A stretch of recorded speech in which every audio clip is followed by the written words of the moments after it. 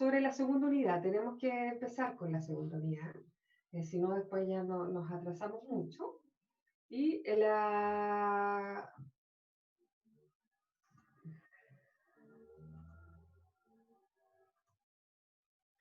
segunda unidad tiene que ver con, voy a buscarla acá.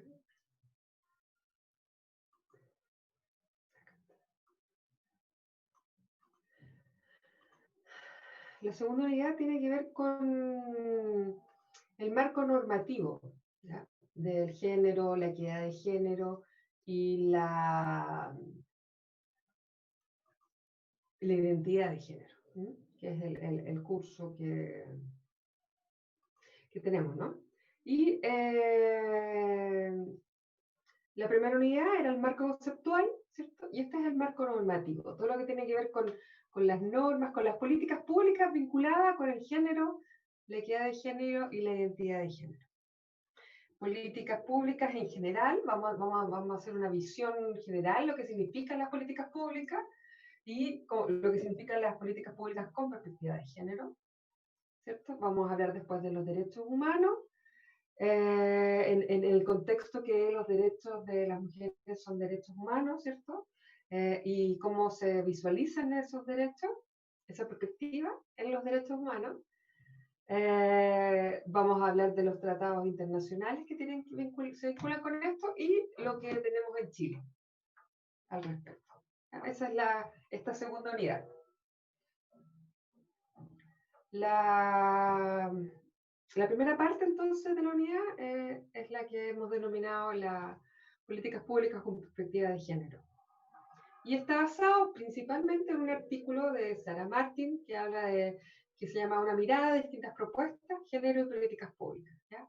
También hay un artículo de investigación feminista y esta página web que tiene que ver con de dónde está este artículo. ¿Ya? Lo primero bueno, ustedes en cualquier momento me interrumpen si no entienden un concepto, si no queda clara mi explicación, ¿ya? Yo no les veo las caras, entonces no sé si están entendiendo o no. Yo me detengo en algunas explicaciones, algunos conceptos que sospecho que pueden ser desconocidos, pero si hay algún otro, les pido que me interrumpan. Esta idea de políticas públicas a veces es un tanto desconocida para el grueso de la población. Bueno, ahora no tanto porque justo estaba en un proceso, se abrió un proceso constitucional y estamos hablando de las reglas del juego, del contrato social, ¿cierto? De la constitución, y ya hemos estado hablando de esto un poco, de políticas públicas, ¿cierto? De lo que debe incluir, lo que no, quién tiene que hacerle, quién no, ¿cierto? Hemos estado conversando con esto ahora, a raíz de este estallido social, revuelta social, ¿cierto?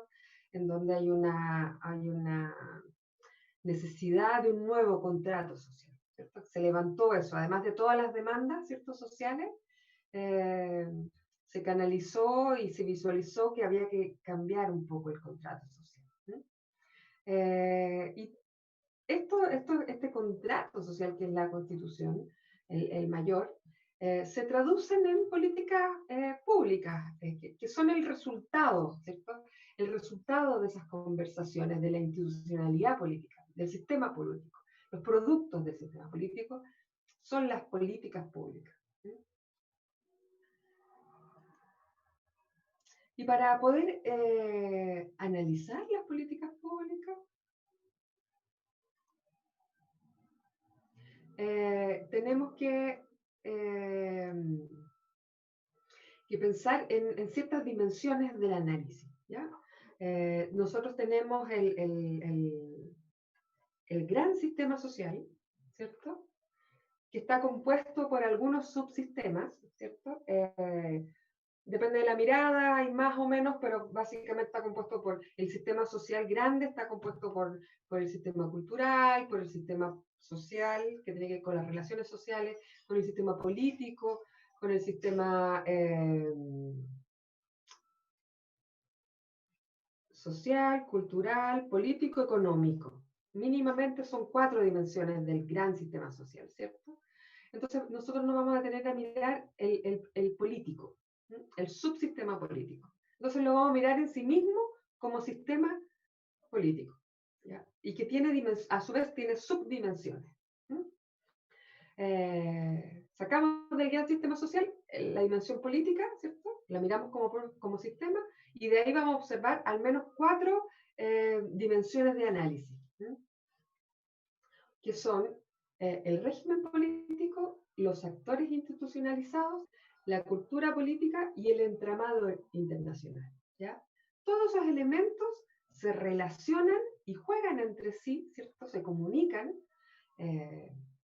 fluido o no fluidamente, interactúan y forman lo que denominamos el sistema político, ¿ya? Vamos a analizar cada una de estas dimensiones.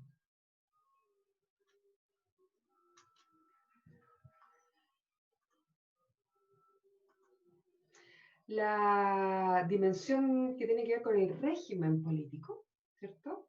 Está compuesto por toda la estructura formal, ¿ya? De la política, ¿ya? Que incluye todos los elementos institucionales, ¿ya? Y estos son los poderes públicos o los poderes del Estado, ¿ya? Es el Estado, ¿no? Cómo se estructura el Estado, ¿sí? Y las reglas que se establecen para la relación entre esos poderes y la sociedad, ¿ya? ¿Ustedes saben cuáles son los poderes del Estado? Legislativo, judicial y me falta uno, pero no lo recuerdo. Ejecutivo. Ejecutivo, eso. Gracias. Exacto. Muy bien. Y yo agregaría los medios de comunicación. Sí, sí. Sí, al quinto poder se le llamaba un querido teólogo que se me olvidó el nombre. Toffler, Alvin Toffler hablaba del quinto poder, los medios de comunicación, ¿sí? Pero dentro del sistema político, formalmente, estructuralmente, están estos 3, ¿ya? El ejecutivo, ¿cierto? Que está compuesto por la presidencia y los ministerios, ¿cierto? Que ejecutan todas las reglas, ¿ya? Entre la sociedad y los poderes, la dimensión política de la sociedad, ¿cierto? El legislativo que legisla las reglas, ¿cierto? Que es en este caso el Congreso, que está compuesto por 2 cámaras, ¿cierto? La Cámara Alta y la Cámara Baja, el Senado y el Congreso, que cumplen labores de legislar y a la vez de fiscalizar, especialmente los diputados, las diputadas, y el judicial, ¿cierto? Que hace que cumplir las leyes, ¿no? Que desde la Corte Suprema hacia abajo, ¿no? Y hay un cuarto poder que en realidad no es un poder, está dentro del judicial, pero muchas veces se le critica como cuarto poder, que es el Tribunal Constitucional, ¿sí? Que tiene que ver con las materias constitucionales. Y delimita ahí cuando algo no es constitucional, y qué sé yo. Pero tiene que ver con el poder judicial. Aunque es independiente, pero tiene que ver con ese lado de los poderes. Y cada sociedad va a establecer su propio régimen político y la figura, cómo esto toma forma, varía de sociedad en sociedad y además varía de un momento a otro. Nosotros en Chile, por ejemplo, hemos tenido sistemas presidenciales, hemos tenido sistemas parlamentarios, hemos vuelto a tener sistemas presidenciales, ¿cierto? Hay países que tienen solo una cámara, el poder ejecutivo, legislativo, ¿cierto? Una sola cámara, en fin. La forma que tome varía, pero ese es el régimen, ¿cierto? Cómo se estructura la forma que toman los distintos poderes del Estado, ¿ya?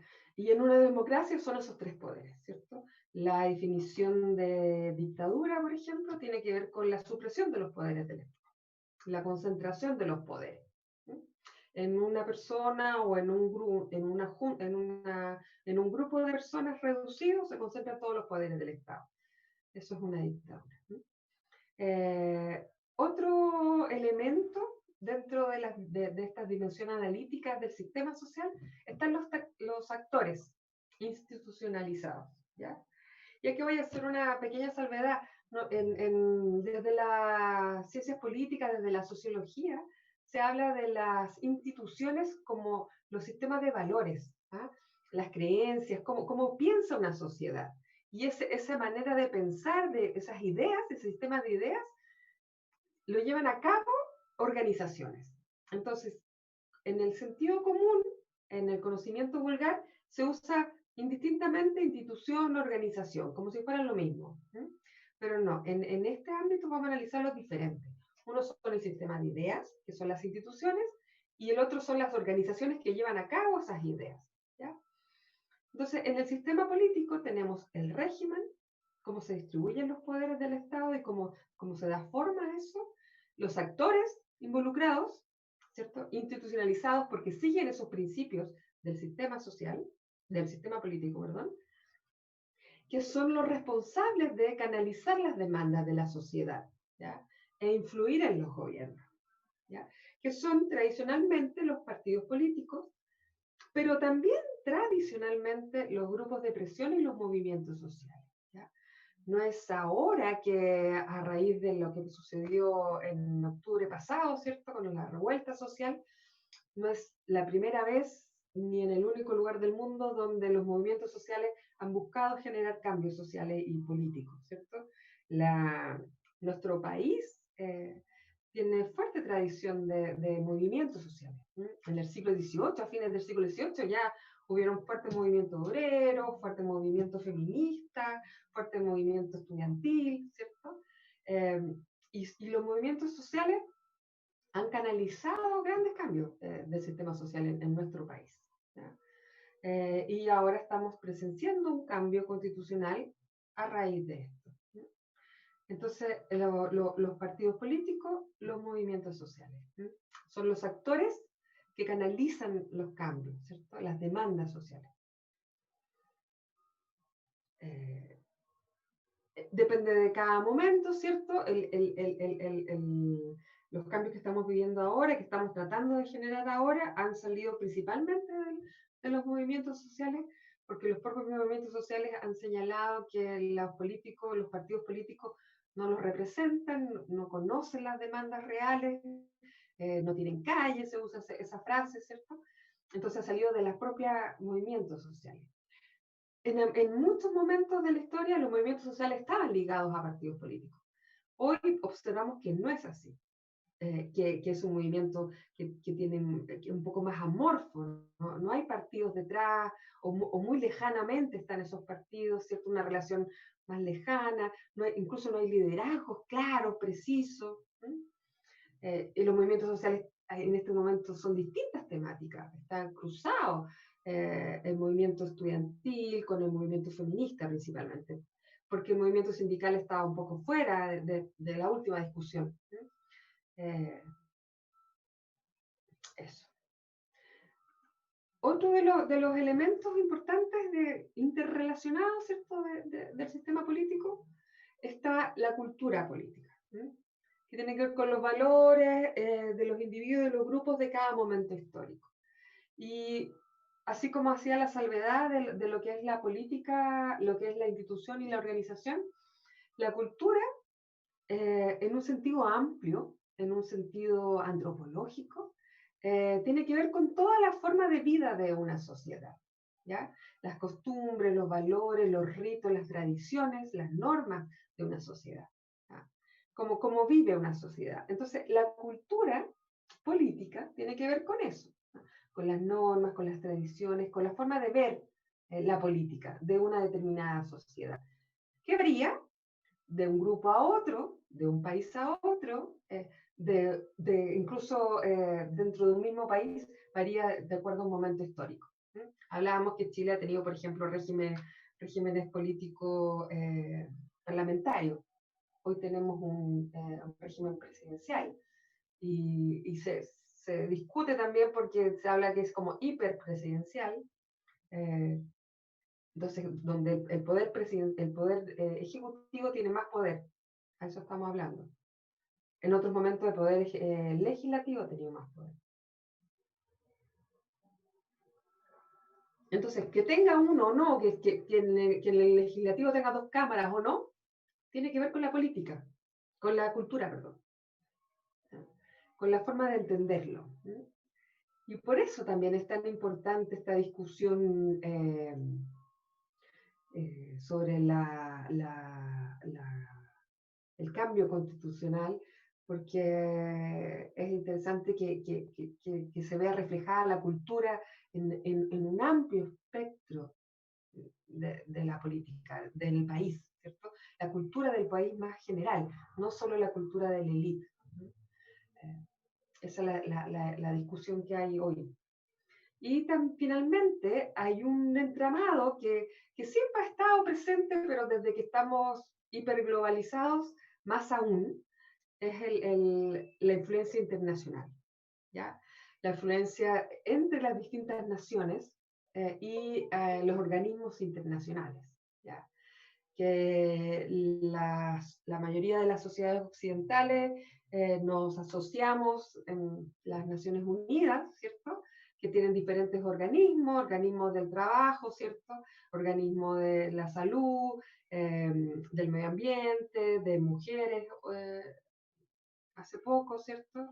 Que generan diferentes tratados, diferentes pactos, ¿cierto? Que los países los firman, los ratifican y una vez que lo hacen están obligados a realizar ciertas acciones, a no realizar otras y qué sé yo. Entonces hay una influencia en relación a ello. Y a veces esa influencia no es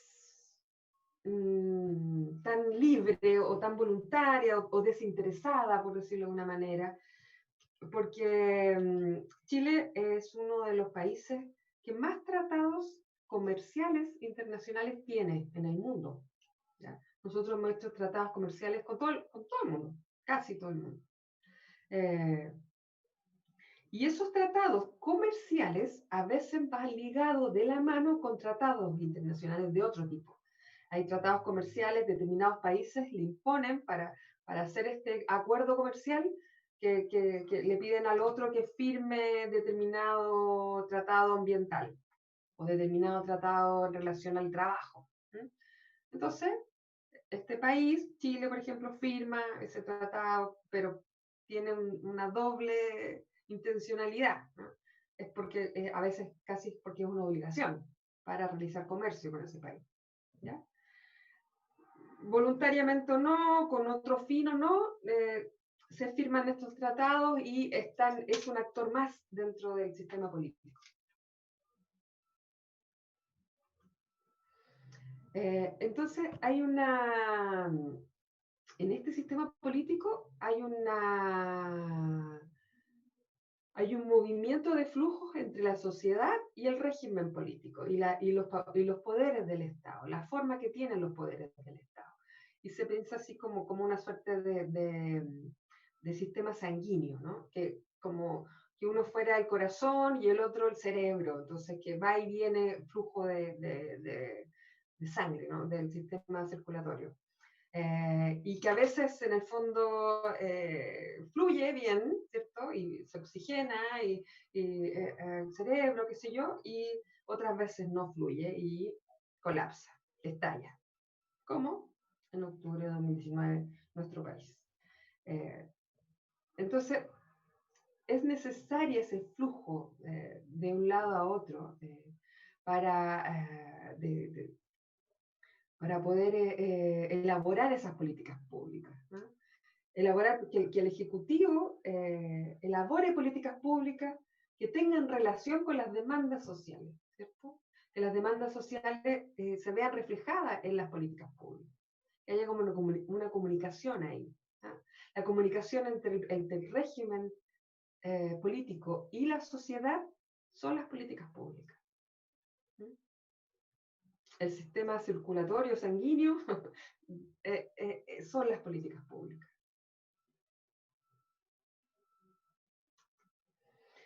Y dentro de este sistema regulatorio, ¿cierto?, que ha hecho que fluya esta conexión entre la sociedad y la política, y como actor institucional también importante, ha sido el feminismo. El feminismo ha sido un movimiento social, político, teórico, vimos en la unidad anterior, que también ha sido institucional, también ha pasado a ser parte de un actor institucional, ¿cierto? En donde demandan cambios, y no solo los demandan, sino que también protagonizan los cambios, ¿ya? Como para y no solo retransmitiendo las demandas sociales, sino que también involucrando a otros actores, a otros organismos y también al resto de las instituciones del Estado, ¿ya? Se ha hecho, de hecho, en este movimiento social, en esta revuelta social, se ha visualizado la importancia también de la revuelta, que también ha sido feminista.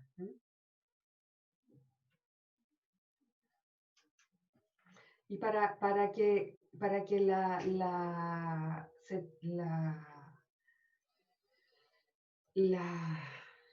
las demandas, las inquietudes sociales, ¿cierto? Las demandas sociales, bien digo, puedan traducirse en alguna política pública, tiene que pasar a la agenda pública, lo que se conoce como la agenda pública, ¿ya? Entonces, y antes de que pase a la agenda pública, a la discusión pública, ¿cierto?, tiene que estar formulado como un problema, tiene que ser considerada viable su solución, ¿cierto? Porque quienes levantan propuestas y problemas también tienen que levantar soluciones, ¿sí? Porque si solo se levantan problemas, no queda en la agenda, ¿cierto? Se levanta un problema social, político, y se considera una solución, y de ahí va una agenda política, ¿ya? Y depende de las prioridades del sistema político, ¿cierto?, de la sociedad en que está inserto el sistema político, es que se traducen o no se traducen en políticas públicas. Nosotros hemos visto en el Congreso, y que fue también una de las críticas de las revueltas, que muchas leyes están ahí años, ¿no? Están en la agenda, estuvieron en la agenda, se elaboró una ley, un proyecto de ley, pero ahí quedó. Nunca lo votaron, nunca lo discutieron. Hay muchos temas que lo ponen sobre la mesa, sobre la agenda, los propios partidos, el gobierno, los movimientos sociales. Existen estos como promotores o promotoras de la agenda pública, de traducir los problemas sociales, las demandas sociales, en políticas públicas. Entonces, ese promotor o promotora de la agenda, el gobierno, la propia ciudadanía, a través de sus actores, partidos políticos, movimientos sociales, ¿cierto? Y también la influencia internacional. A veces ha sido demandas desde afuera, ¿no? Ciertas demandas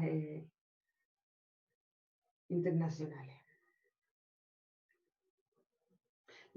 Por ejemplo, de hecho, toda la mirada de género, el enfoque de género, muchas veces llega desde distintos tratados internacionales, ¿ah? No desde la inquietud de los propios gobiernos. Y entonces necesitamos que en este sistema social, ¿cierto?, que haya un entramado internacional, perdón, un entramado institucional afiatado, coordenado, ¿cierto?, sólido. Un tejido social, un tejido institucional sólido, ¿cierto?, para poder generar las políticas públicas que se necesitan en un determinado contexto.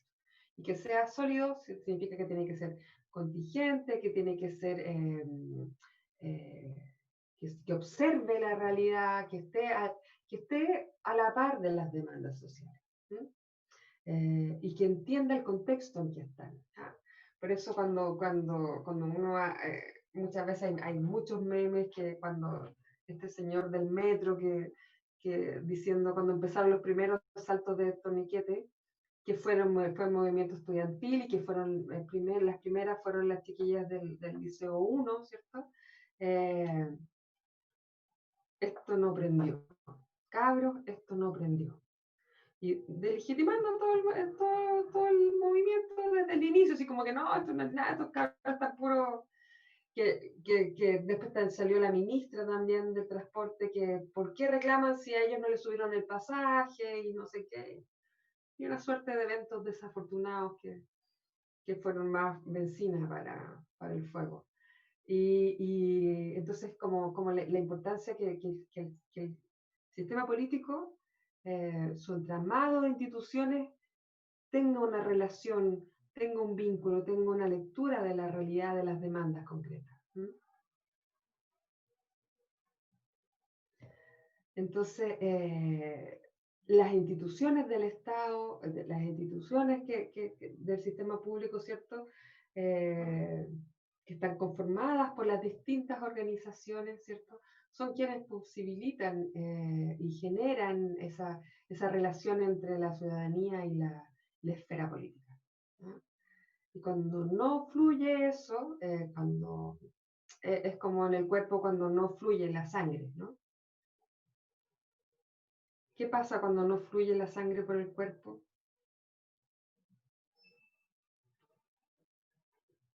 Ustedes que están estudiando biología. No llega oxígeno a la célula. ¿Y qué pasa? Se agrupa, se Como- forman como pelotitas de sangre, se coagula, se ¿Y, estanca, y qué más? ¿Y qué más puede llegar a pasar? explota, revienta un vaso sanguíneo. Muere. Como el peor de los casos, ¿no? Entonces es imprescindible. Y el sistema político, cuando no fluye la sangre, mueren los sistemas políticos, colapsan. Entonces, así de importante es esa interacción entre ciudadanía y la esfera política. Y a veces es la ciudadanía también que no está fluyendo, que está metida cada uno en su metro cuadrado y no hace la demanda, ¿cierto? Porque por algo se habla de que también como Chile despertó, porque no es algo que recién pasara el año pasado, ¿no? Es algo que venía dado hace rato. Entonces hubo una mezcla ahí también entre distintos eventos desafortunados principalmente de este gobierno, pero también de esta mirada, también esta despertar de ya no seguir aguantando ciertos conflictos y demandar solución de parte de la ciudadanía. Entonces, en este entramado, ¿cierto?, de cultura política, de régimen político, de actores institucionalizados y de organismos, flujo internacional, ¿cierto?, que forman este sistema político, que finalmente canaliza las demandas a través de políticas públicas. Todo el movimiento feminista lo que ha hecho es incorporar en este sistema político la perspectiva de género, la mirada del género, ¿ah? Para incorporarlo en las políticas públicas, ¿ah? Y básicamente lo que ha sido es a través de lo que se conoce como la sospecha, ¿ah? El género desde la sospecha, ¿ah? En el sentido de instaurar una mirada de sospecha sobre la realidad, desigual en relación al sexo, ¿ya? Advirtiendo que existe una desigualdad estructural entre los sexos, ¿ya?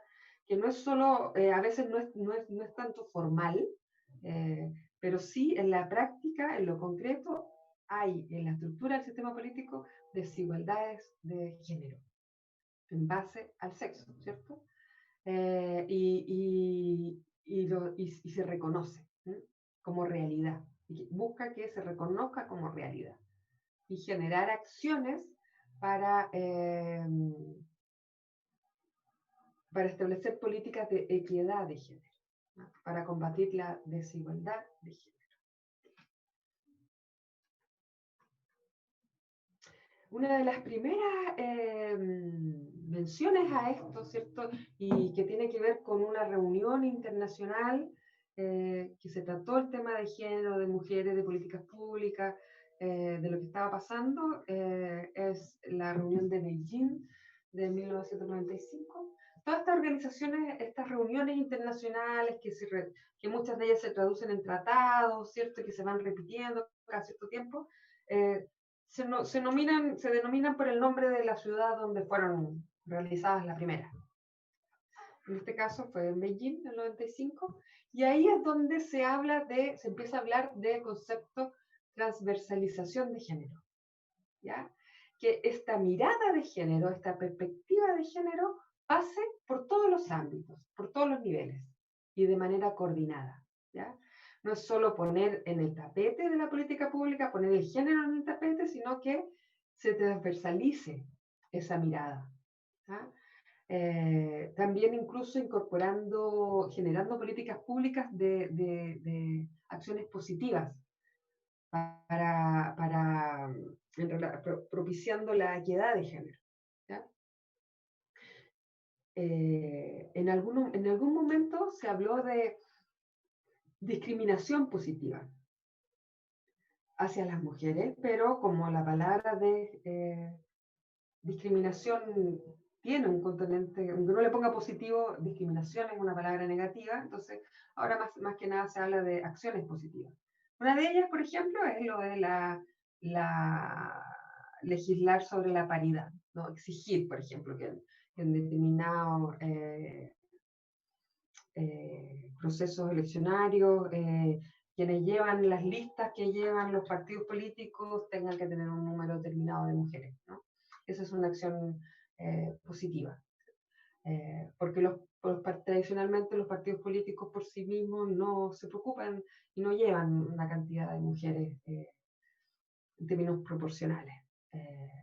Siendo que la mayoría de los militantes por lo menos la mitad son mujeres, entonces están subrepresentadas las mujeres. Es una manera para que no estemos subrepresentadas, porque también como veíamos antes en la primera unidad, nosotros vemos las cosas diferentes y necesitamos que esté esa mirada en el mundo político. Y por eso se habla de esta idea de paridad, ¿no? Y no es porque no haya mujeres dentro de los partidos políticos, sino que no, como solemos ser invisibilizadas, tampoco los partidos políticos nos ven. Y no es un tema de mérito, ¿eh? No es que salga la mejor, no. Si no hubiera este problema, este androcentrismo, ¿cierto? Y este gran sistema patriarcal, claro, si todos estamos en igualdad de condiciones, vamos por el mérito, pero normalmente no tiene que ver con mérito, sino con privilegio. Y para combatir eso, una de las cosas tiene que ver con la paridad como acción positiva.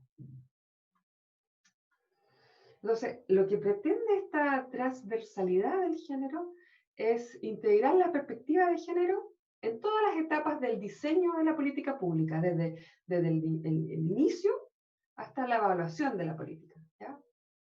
Para que también influya en relación a los recursos y a las metas, ¿ya? Que las políticas públicas, no solo las políticas públicas específicas de género, sino que la política pública en general considere la variable género, ¿sí? Para asignar recursos, para pensar en las metas también, ¿cierto? Eso.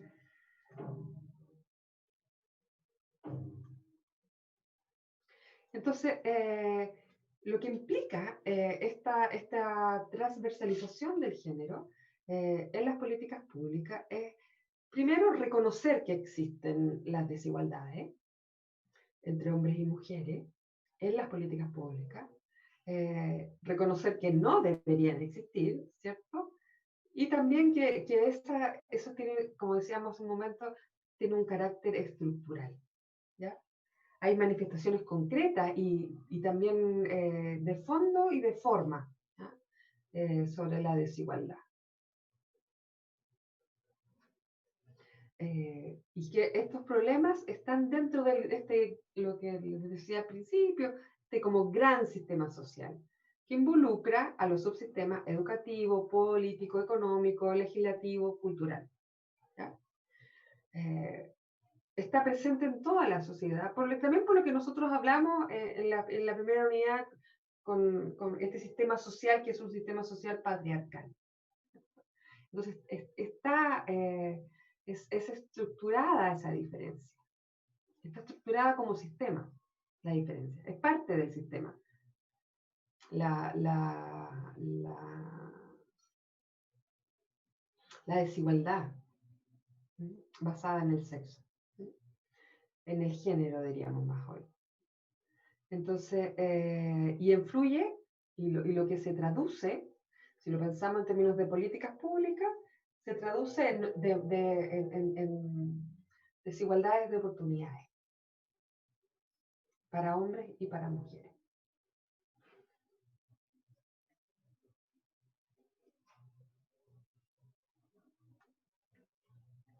Entonces, vamos a hablar de 4 tesis que promueve, que sostiene la perspectiva de género en las políticas públicas. Una tiene que ver con entender cuáles son los mecanismos por los cuales han sido ignoradas históricamente las mujeres, ¿ya? Porque para cambiar algo hay que entenderlo primero, ¿no? Entonces, ¿cuáles son los mecanismos que han existido para ignorar a las mujeres, invisibilizar a las mujeres, ¿cierto? Y uno de esos mecanismos es la universalidad, ¿ya? La falsa universalidad, que finalmente la universal ha sido excluyente, ¿ah? Esto universal, como hombre universal, que finalmente lo que hace es, en este modelo patriarcal, sobre representar a los hombres y subrepresentar a las mujeres, ¿cierto? Subsumir lo diferente a través de una idea de esto de lo general, ¿cierto? De lo genérico. Y bueno, y no solamente al género femenino, sino también a los otros tipos de género. Y expresiones, identidades y todo lo que hablamos de este sistema sexo-género. Este androcentrismo, ¿cierto? En donde la norma es el hombre y todo lo demás es lo otro, ¿ya? Entonces, esta idea universal de hombre, como si fuera el hombre el ser humano, ha generado estas diferencias y subordinaciones.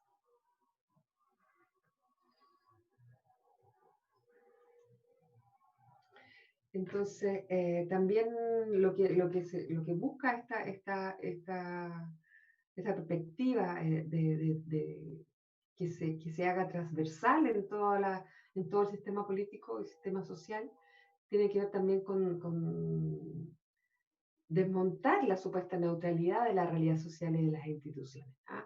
Señalar que las instituciones y la realidad social no es neutral, como no es universal realmente, esta supuesta universalidad no es así, tampoco son neutrales, ¿ya? Ni la realidad ni las instituciones.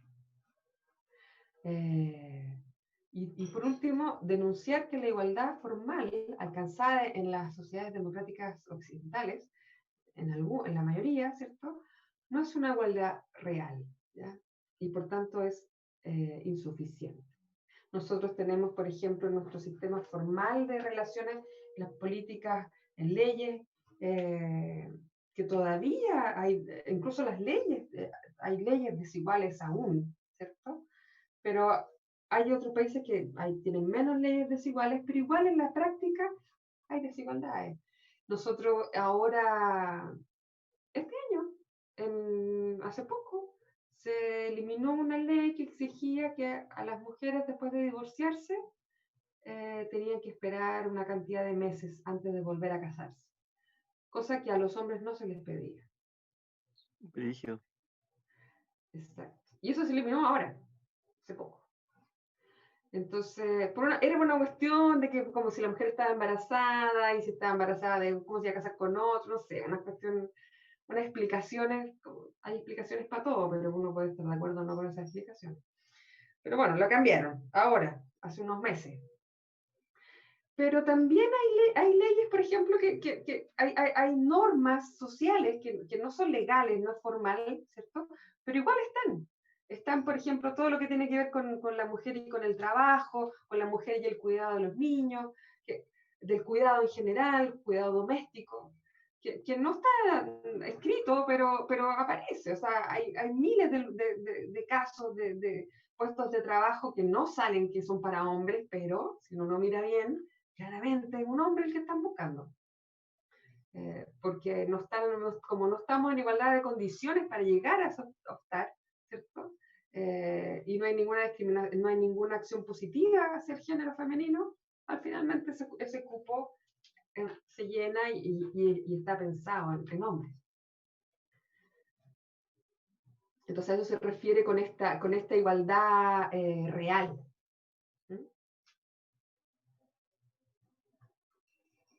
Entonces, lo que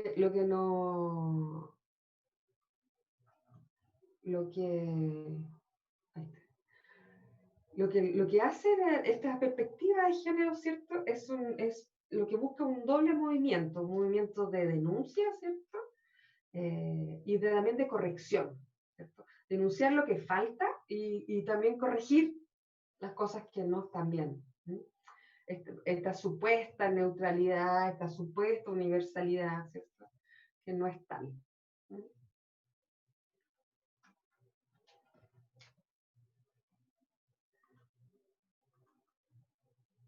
Entonces, dentro de esta transversalización de la perspectiva de género, esta sospecha, ¿cierto? Y también esta idea de la mujer postergada, ¿ah?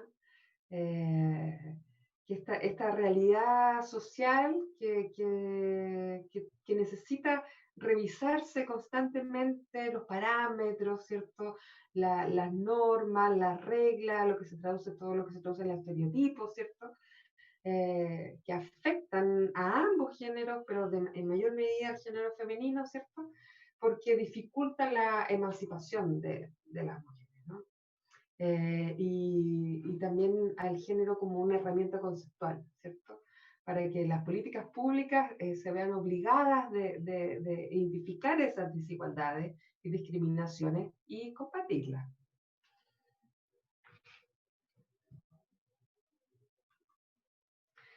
Visibilizar a las mujeres que también requieren acciones concretas. ¿Ah? De partida, las políticas públicas, todas las políticas públicas se establecen según los datos que hay sobre la sociedad, ¿cierto? Sobre las estadísticas, y las estadísticas básicamente tienen que estar al menos segregadas por sexo, ¿cierto? Porque es diferente la realidad para unos y otras, y eso tiene que estar denotado. ¿No? Y además del dato estadístico, ¿cierto? También tiene que estar visibilizar el papel de la mujer en la historia, en la ciencia, en la generación de conocimiento. El fin de semana vi un libro sobre los intelectuales del siglo XX y muy pocas mujeres todavía aparecen. Un libro que está en el siglo XXI, habla sobre el siglo XX y aparecen muy pocas mujeres, cuando sí han habido muchas mujeres. Entonces, ofrecer también modelos de referencia, ¿cierto? Para superar esos estereotipos. O sea, visibilizar las desigualdades, generar acciones para superar esas desigualdades, ¿cierto? Generar políticas de equidad de género, que involucren también superar los estereotipos. Nosotros, por ejemplo, tenemos todavía muchas leyes que se supone que benefician a la mujer, pero en realidad lo que hacen es mantener, perpetuar el estereotipo. Por ejemplo, la mujer trabajadora y madre, trabajadora y cuidadora. La mujer tiene que trabajar, ¿cierto? Pero también tiene que cuidar su espacio doméstico, entonces necesita guarderías, jardín infantil, necesita extensión horaria, ¿cierto? Se supone que eso son políticas para ayudar a la mujer, pero al final lo que se hace sigue perpetuando la idea de que la mujer es quien se encarga del cuidado doméstico. Entonces es una falsa equidad de género. Entonces, lo que se busca, si la mujer está postergada, si está esa visión, es empoderar a la mujer, que salga de ahí, ¿no? Que haya alternativas a la reclusión tradicional de la esfera doméstica a la mujer, ¿cierto?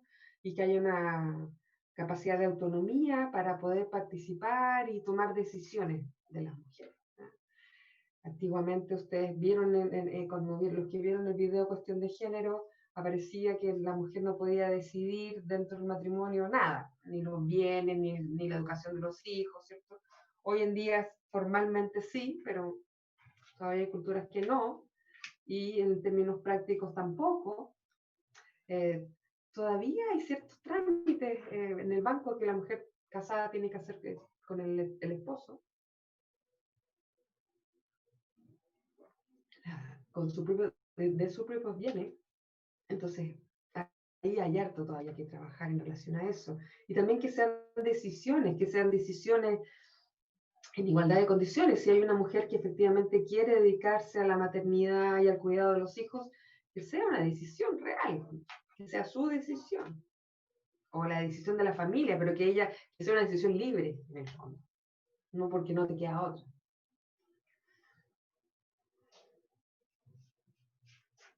Claro, se entiende.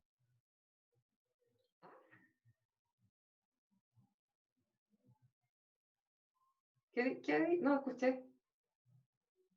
No, que se entiende, porque al final es como que te están quitando la vida a esa mujer, porque ser cuidadora es entregar tu vida a eso, ser ama de casa, porque de verdad que te ocupa toda la vida, te ocupa todo el tiempo, desde la mañana hasta la noche.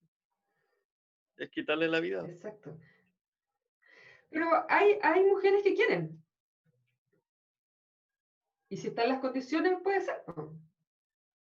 Hay profe, mujeres, por ejemplo, que renuncian a sus trabajos para dedicarse a la maternidad. Pero como si es una acción voluntaria, está súper bien.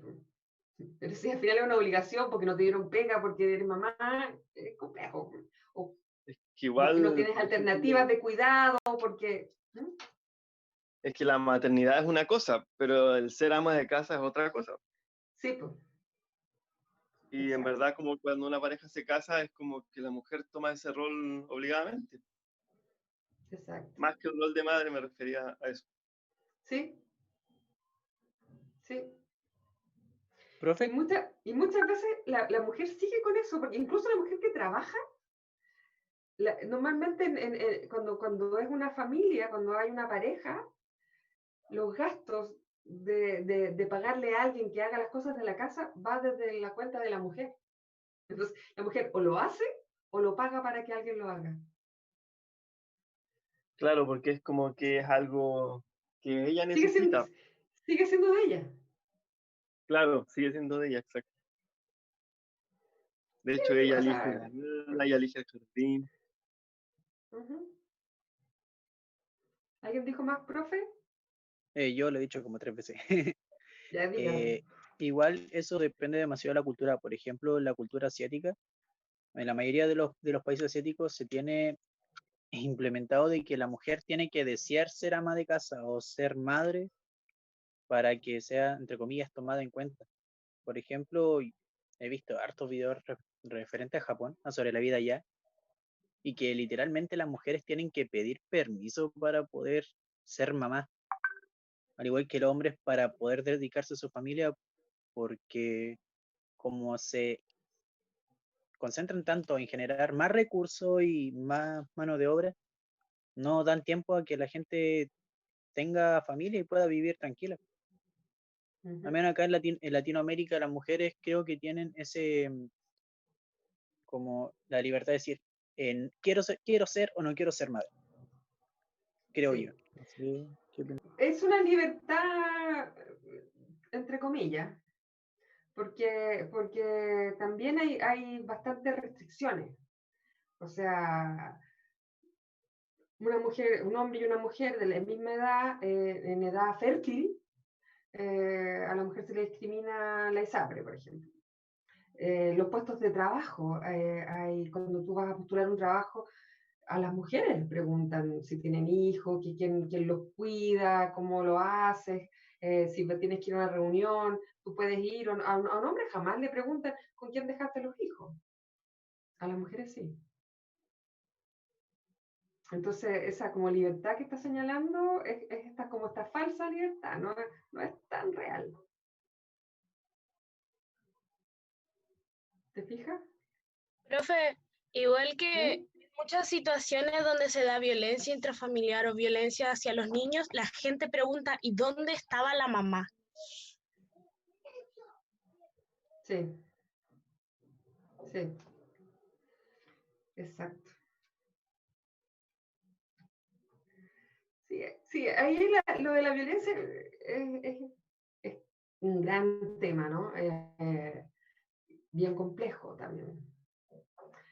Hay violencias cruzadas a veces, la violencia hacia los niños a veces también han sido también por omisión. La madre omite un poco, se hace un poco la loca, porque también ella misma está en un espacio de violencia, ¿cierto? Ahí hay muchas variables que no se pueden simplificar, ¿no? Pero sí, es complejo. Y entonces lo que busca esta mirada es develar eso, ¿cierto? Sacar lo que está como escondido, lo que no se ve, ¿cierto? Y mostrarlo para poder cambiarlo realmente. Porque se han establecido quizás buenas leyes, pero en la práctica no se están cumpliendo. O no cumplen lo que querían cumplirse.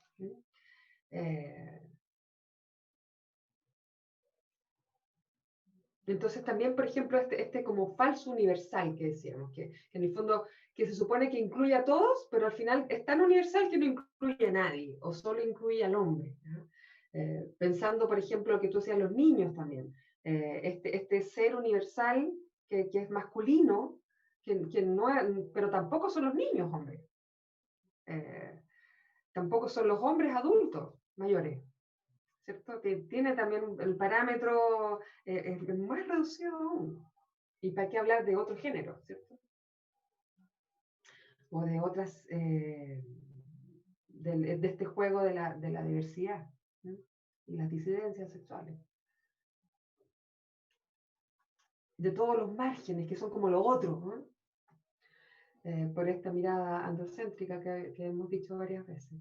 Entonces, esto hace que esta falsa universalidad de agrupar a todos, que se supone que agrupan a todos, invisibiliza la diferencia, ¿cierto? Invisibiliza las especificidades de cada grupo, ¿cierto? De las mujeres, de la diversidad y las disidencias, ¿cierto? La perspectiva de género entonces demanda que los poderes públicos arbitren esas condiciones, que posibiliten la integración de la diversidad de los públicos. Eso es lo que apela a esta perspectiva de género. Y dentro de esto, acá hay un ejemplo de esto de lo falso universal. Después de la Revolución Francesa, se generó la Declaración de los Derechos del Hombre y el Ciudadano. ¿Ya? Antes de la Declaración Universal de los Derechos Humanos, que fue en 1948, antes de eso, la primera versión se denominó Declaración de los Derechos del Hombre y el Ciudadano, ¿ya? Apelando a todo el mundo, a este universal, a este hombre universal, ¿ya? Pero una activista feminista francesa, Olympia de Gouges, lee esa declaración y se da cuenta que las mujeres no estábamos. Porque justo es en el momento de la primera ola feminista, por los derechos de la mujer, para la ciudadanía, para el derecho a voto, ¿cierto? Que una ola que no prosperó, que no se logró el voto, se frenó mucho después, ¿cierto? Pero ya ella toma esta declaración y genera una declaración de los derechos de la mujer y la ciudadana, ¿ya? En contraste con la otra, para mostrar que ese hombre no era universal porque no estaba dejando fuera a las mujeres, ¿ya? No prosperó para nada, pero fue un ejercicio político, teórico, intelectual muy interesante. Ya en esa época, develando este falso universal. Otra cosa que es como, que es falsa y que busca revelar esta perspectiva de género es que hay una falsa imparcialidad en el sistema político, ¿no? Que en la realidad social, en las instituciones políticas. Las instituciones políticas no son neutrales, ¿no? Se supone que son imparciales, que son neutrales, pero no lo son, ¿ya? Están condicionadas desde el origen, ¿ya? Y condicionan la vida del hombre y de las mujeres. Por eso, por ejemplo, se habla de la perspectiva de género en todo el aparato, en el sistema judicial, ni que hablar, ¿ya? Como se necesita perspectiva de género para las leyes, ¿ya? Para elaborar las leyes, para aplicar las leyes, ¿cierto? Para la política pública, elaborar política pública, para aplicar la política pública, ¿cierto? Porque es diferente una de otra, ¿sí? Tuvimos el caso, también este año, ¿no? Del caso se me olvidó el nombre de ella, pero el violador Pradenas. ¿Se acuerdan de ese caso? El caso de Valdivia. ¿Cómo se llama ella? ¿Cómo se llamaba? Antonia Antonia. Sí, Antonia, ¿cierto? Y cómo en una primera instancia se le juzga y se dejan de lado casos y al tipo se le da una libertad condicional, ¿cierto? No se le da la medida cautelar del arresto, se le da un arresto domiciliario, ¿no? Luego, en el fondo, lo que se discute ahí es que no hubo una mirada desde género, ¿no? Entonces se apela a ello y finalmente el tipo se va con prisión preventiva mientras dura el juicio y se incorporan nuevos casos que se habían desestimado, ¿cierto? Y todo tiene que ver con un mismo hecho mirado con o sin perspectiva de género, ¿ya? Y entonces, ¿por qué las instituciones no son neutrales? Básicamente eso. Entonces, hay una desigualdad que es un problema de justicia. No es justo las desigualdades. Si está esta cosa universal de que todos somos iguales, no pueden haber desigualdades, ¿no? Y estas desigualdades parten incluso en la familia como primer organismo socializador, ¿cierto? Y después se expande a todo lo público.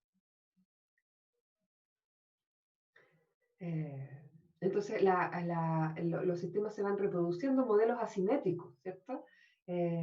Como si fueran igualitarios, como lo que tiene que ver con lo masculino y con lo femenino, como si fueran igualitarios, o si no complementarios, ¿ah? A veces se reconoce desigualdades, pero se complementan. Y todo eso son falacias, ¿ah? Generalmente son asimétricos y son desiguales.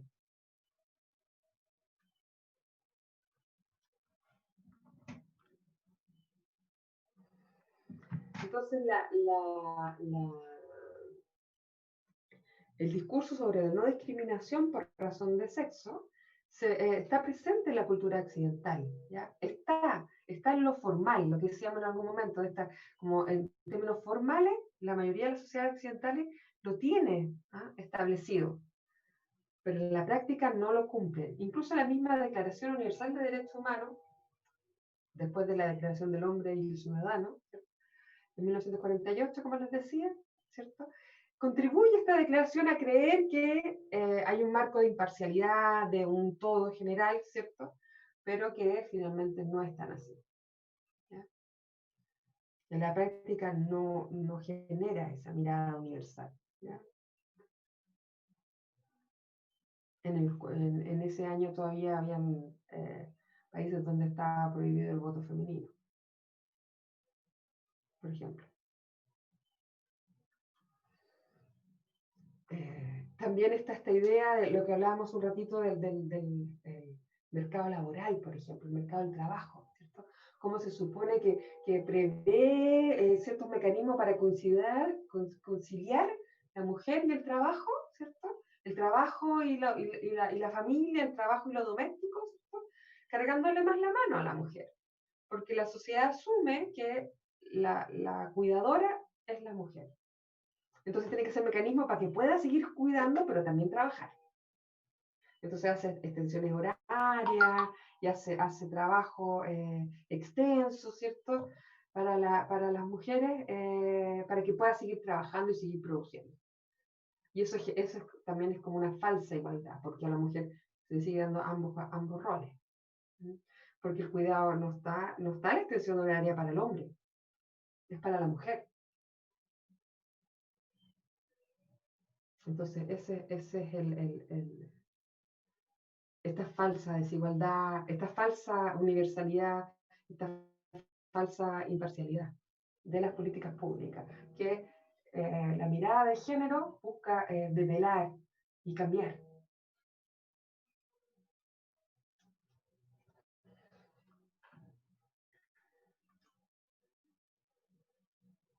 Sí, la mamá trabajadora, exacto.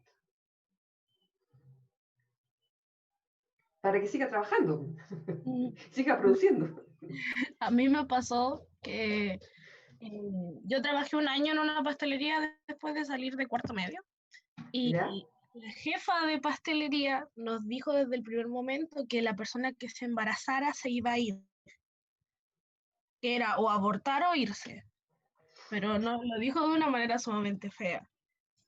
Al final nos terminamos yendo todos. Y te lo dicen, ¿ah? Te lo dicen. A veces son un poco más sutiles de lo que me dices, pero sí existe, eso existe todo. A mí bueno, un poco menos que lo que te pasó a ti, me pasó en una entrevista de trabajo el verano pasado. No este que pasó recién, sino que el anterior. Y me hicieron también un montón de preguntas personales que a mí me chocaron de sobremanera, sobre si tenía hijos. Bueno, tenía hijos, ya me había acostumbrado a que me preguntaran, pero ¿quién cuidaba? ¿Cuál era el horario de colegio de mi hija? ¿Quién cuidaba a la hija? ¿Cómo era la relación con su padre? Muchas cosas que yo quedé como, ¿qué? Así, pero ¿por qué? Tanta pregunta. Entonces, yo pensaba, no lo dije, pero porque quería el trabajo, al final, menos mal que no quedé. Vienen Sí, cosas buenas, pero no se preocupe. Y lo que me hizo re bueno, si ella me pregunta, por ejemplo, con quién se queda mi hija, quién la busca al colegio, si yo voy a tener tiempo para tener reuniones en la tarde, todo eso, si me preguntan tanto, ellos me deberían dar la solución, po. Si ellos ofrecen, en el fondo, ellos sí saben que soy madre y tengo esas necesidades, y me preguntan todo eso, ellos deberían ofrecerlo como empresa, porque en una empresa, ofrecer esas alternativas de apoyo. Si no, no pregunté, yo me las arreglo sola. Que tampoco debería arreglármela sola, debería ser el Estado o esa empresa, ¿cierto? Pero encontré que era una intromisión que a los hombres jamás le van a decir, usted puede ir a la reunión de las 7 de la tarde y su hijo con quién se quedó, jamás le van a preguntar a un hombre eso. Y a nosotras sí. Entonces, si no vas a considerar no tener reuniones tarde, pon tú una guardería, ofrece algo, ofrece alternativas. Entonces ahí está muy mal pelado el chancho. Igual como el rol de la mujer como cuidadora de enfermos. También, pues, cuidadora en general, pues. Y eso es increíble porque se traduce a muchas dimensiones de la vida. Cuidadora de los niños, cuidadora de los adultos mayores, cuidadora de enfermos, cuidadora de enfermera, de parvularia. ¿Te fijas cómo se repite esa idea? en muchos niveles. Como profesoras también. Ujú, exacto. Yo he visto varias veces en así como en los grupos de WhatsApp del curso de mis sobrinos que dicen que quieren que los niños vuelvan a clases porque ya se cansaron de cuidarlos en la casa. Sí, po.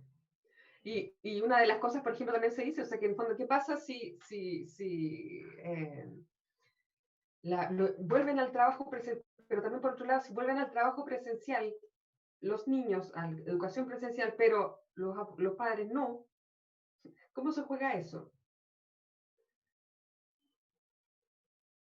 O al revés, si yo vuelvo a ser presencial y mi hija no. Hay un montón de cosas que... Pero que eso no debería ser exclusividad de como que en el fondo que cada familia lo resuelva. Porque si bien es cierto, son ámbitos domésticos, tienen injerencia pública y la política pública tiene que tener solución a eso. Porque es esfera privada, ¿cierto? Pero que tiene impacto público. Y no es solo la familia que se haga cargo y no solo la mujer que se tiene que hacer cargo y solucionarlo.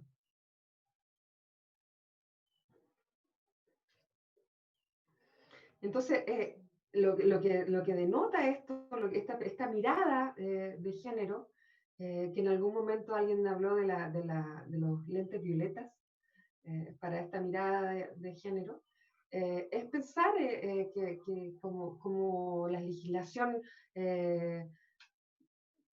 genera esta falacia de la imparcialidad, ¿cierto? En cómo se persisten las desigualdades de género, ¿sí? Incluso como algunas políticas públicas retroceden en ello.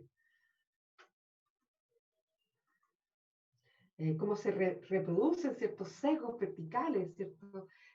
Como en el acceso a la educación superior, ¿cierto? Si bien es cierto, a la universidad, al pregrado, las carreras universitarias, incluso hay más mujeres que hombres en algunas carreras, que sé yo, en algunos niveles, pero después, para posgrado, va disminuyendo la posibilidad de las mujeres, ¿cierto? En los cargos, ¿cierto? Las mujeres, hay muchas empresas que está lleno de mujeres, pero en niveles bajos, ¿cierto? De salarios bajos, de responsabilidades bajas, pero aumenta la responsabilidad y disminuyen las mujeres, ¿cierto?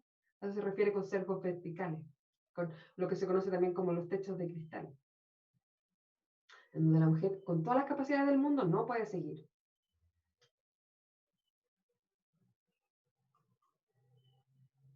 Y, bueno, ¿alguna pregunta antes de ir a la última parte, que les voy a dejar una tarea para la semana?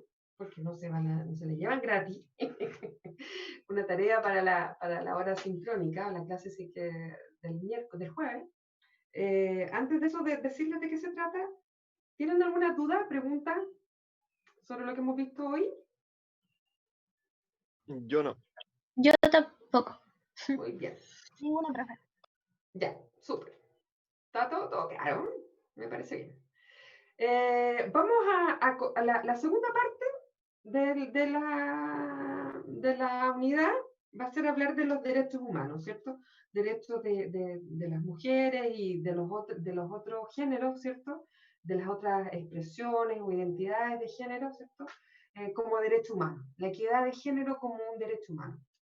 Entonces yo quiero que ustedes, los grupos que tengan, ojalá que se vayan formando los grupos más definitivos, porque esta unidad va a ser evaluada con un trabajo grupal y la siguiente también.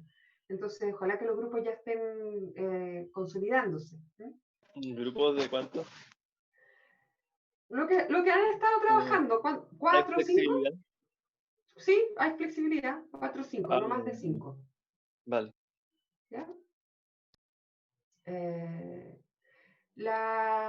Que lean la Declaración de los Derechos Humanos, que está aquí, acá les mando el link, que este es el link de la Oficina del Comisionado de los Derechos Humanos de las Naciones Unidas, que en la actualidad es la comisionada, que es Michelle Bachelet, entre paréntesis, que es la Oficina de los Derechos Humanos de las Naciones Unidas, que ahí ustedes pueden encontrar la Declaración Universal de los Derechos Humanos. Y quiero que ustedes identifiquen cuáles son los artículos que tengan vínculo con el enfoque o perspectiva de género. Y eso los copian y pegan en una presentación. Yo se los voy a dejar como tarea. Hoy les voy a dejar esta presentación, el vínculo para ver el video, que entre paréntesis, ustedes tienen acceso a ver el video, pero desde su correo institucional. ¿Ya? Presentación, link para ver la grabación de la clase y la tarea. ¿Ya? Se la subo hoy y ustedes la tarea la tienen que tener el jueves hasta las 4 de la tarde, a más tardar. Profe, Y el perdón, lunes que se me cortó. ¿Puedes repetir de nuevo lo que hay que hacer? Dijo, y la tarea. ¿Y antes de eso qué dijo? Como, perdón, como todas las cosas Sí. que había que hacer. No, yo primero les voy a subir el link de la Ah. presentación, el vínculo de la tarea, el vínculo del video y la tarea. Y la tarea es tomar la Declaración Universal de los Derechos Humanos, revisarla, los artículos y ver como grupo cuáles son los artículos que tengan relación con la perspectiva de género o el enfoque de género. Copiarlos y pegarlos en una PPT. Y eso tienen que mandarlo como tarea. El jueves hasta las 4 de la tarde va a estar abierto para que suban la tarea, ¿cierto? Y el Ya. próximo lunes yo tomo algunos de esos grupos que me mandaron y los voy a hacer que expongan eso. Y de ahí vamos a analizar la convención y vamos a hablar de los derechos humanos y vamos a ver los derechos humanos con enfoque de género. ¿Cómo cuántos son los artículos que tienen que ver con género? Ah, no hay. Ah, ya, bueno, lo Tarea. intenté. Lo intentó, está bien. Baja. No pasó. Así que eso, entonces la próxima semana, el lunes, tomamos un par de presentaciones, analizamos la convención